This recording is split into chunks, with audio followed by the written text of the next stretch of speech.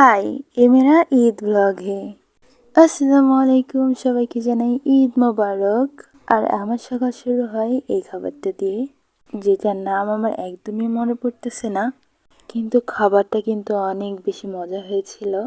যাই হোক, তোমাদের ঈদের সকাল কিভাবে শুরু হয়েছিল আমাকে কিন্তু অবশ্যই কমেন্ট করে জানাতে পারো। এবং হাদিসেও আছে ঈদের দিন সকালবেলা মিষ্টি কিছু দিয়ে ঈদ শুরু করা।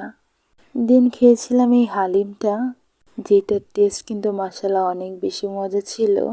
আমার মুখে তো এখনো লেগে আছে। তোমরা দেখতে পারতেছো হালিমটা কিন্তু দেখতেও অনেক মজার হয়েছে।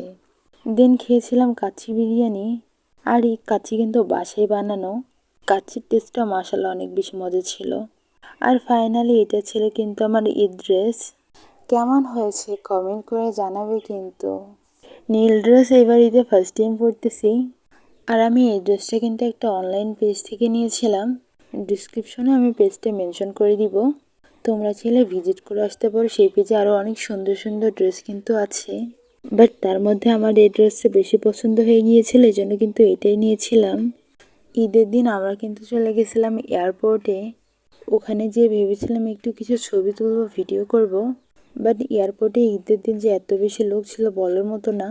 তোমরা দেখতেই পারতেছো চারপাশে শুধু মানুষ আর মানুষ।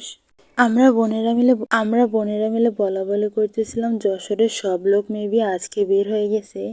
এয়ারপোর্টে অনেক বেশি লোক ছিল, এই জন্য আমরা কিন্তু যাচ্ছিলাম অরিয়নে। আর তোমরা সবাই কিন্তু জানো যে জাবির যেহেতু পুড়ে গেছে, এই জন্য জাবিরে কিন্তু যাওয়ার কোনো রাস্তা বা অবস্থা কিছুই নেই।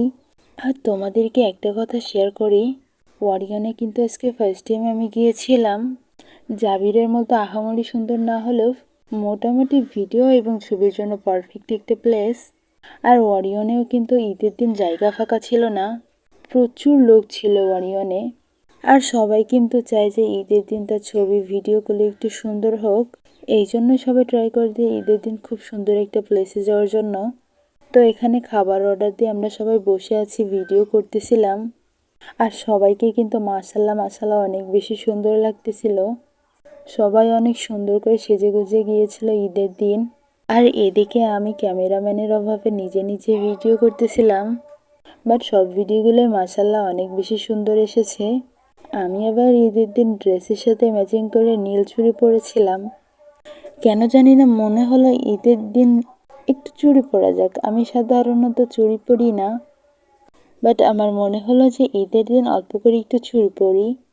আর এদিকে আবারও একটু ক্যামেরার সামনে এসে ভিডিও করতেছিলাম। আমি যতই ভিডিও করছি না কেন আমার মনে হচ্ছে যে ভিডিওটা পারফেক্ট আসছে না। আমরা একটা পারফেক্ট ভিডিওর জন্য কিন্তু অনেকগুলো ক্লিপ নিয়ে থাকি, তার মধ্যে যে ক্লিপটা সব থেকে সুন্দর হয় আমরা কিন্তু সেই ক্লিপটাই পোস্ট করে থাকি। আমরা অরিয়নে বসার আগে আমরা অনেকক্ষণ দাঁড়িয়েছিলাম, কারণ অরিয়ন যেহেতু গ্রাউন্ড ফ্লোরে ছিল, এই জন্য সেখানে কিন্তু লোকজন আর লোকজন ছিল। আর অরিয়নের গ্রাউন্ড ফ্লোরে কিন্তু বেশি একটা চেয়ার টেবিল নাই, এই জন্য আমরা এখানে বসে বসে ভিডিও করছিলাম। এদিকে বসে বসে তো আমি আমার হাতের মেহেদি দেখাচ্ছিলাম, যেটার কালার কিন্তু মাশাআল্লাহ অনেক বেশি সুন্দর এসেছে। আমি তোমাদেরকে বলেছিলাম যে মেহেদি বা মিমির থেকে রিভিউ দিব, বাট আফসোস আমি ঈদে অর্গ্যানিক মেহেদি পরি নাই।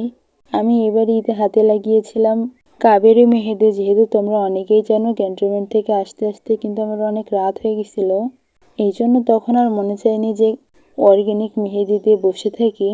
আর এটা ছিল আমাদের রাতের ভিউ ওয়ারিয়েন্টের সামনে। দেখতে অনেকটাই কিন্তু বিদেশের মতো মনে হচ্ছে। এখন রাত্রেবেলা আমরা হেঁটে হেঁটে যাচ্ছি রাসেল চত্বরের দিকে, আর এত লোকজন দেখে তো মেরা দিল খুশ হয়ে গেয়া। আর এইটা ছিল একটা চার স্টল, কত সুন্দর করে লাইটিং করেছে, দেখতে কিন্তু অনেক বেশি সুন্দর লাগতেছিল। আমরা যখন বাসায় যাচ্ছিলাম তখন প্যারিস রোড দিয়ে যাচ্ছিলাম। প্যারিস রোডে মাশাআল্লাহ অনেক বেশি লোক ছিল। আমরা ভেবেছিলাম প্যারিস রোডে একটু দাঁড়াবো, বাট এত বেশি লোক থাকার কারণে প্যারিস রোডে আর দাঁড়ানো হয়নি।